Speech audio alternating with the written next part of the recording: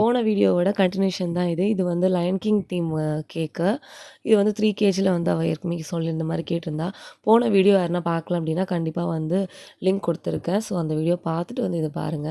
First பார்த்தீங்கன்னா, மேல cream apply பண்ணிட்டு அப்புறம் தான் சைட்ல டிசைன் குடுத்துருக்கணும். பட் நான் ஒரு ஆர்வத்தில ஃபர்ஸ்ட்டு கீழ குடுத்துட்டு அப்புறம் மேல பண்ணேன். கொஞ்சம் கஷ்டமா இருந்தது ஐசிங் பண்ணும்போது.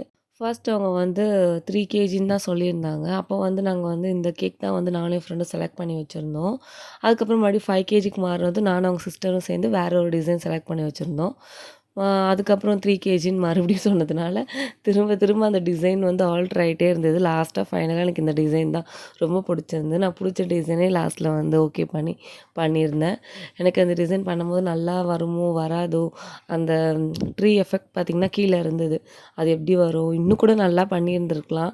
பட் எனக்கு கொஞ்சம் பயமா இருந்தது ஃபர்ஸ்ட் வாட்டின்றனால, சரி இப்படியே பண்ணிடலாம் அப்படின்ட்டு பண்ணியிருந்தேன்.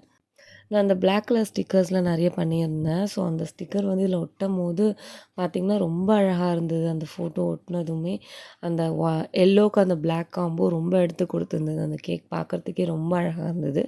ஃபினிஷிங் பண்ணி முடிச்சதுக்கப்புறம் இன்னுமே நான் நெறைய ஸ்டிக்கர்ஸ் எடுத்து வச்சிருந்தேன். பட் 3 கேஜின்னு கன்ஃபார்ம் ஆனதுனால லாஸ்ட் டைம்ல என்னால நெறைய பண்ண முடியல. அப்புறம் ரொம்ப கொச்சு கொச்சுன்னு ஆயிட்டுனா கிளம்ஸியா நல்லா இருக்காதுன்னு சொல்லிட்டு, தேவையான அளவுக்கு மட்டும் நான் பண்ணியிருந்தேன். ரொம்ப அழகா இருந்தது இந்த கேக் பார்க்கறதுக்கு. உங்களுக்கு இதே மாரி கேக் ஆர்டர் வேணும்னா டிஸ்கிரிப்ஷனில குடுத்துருக்க நம்பருக்கு கான்டாக்ட் பண்ணுங்க. ஓகே ஃப்ரெண்ட்ஸ், பாய்.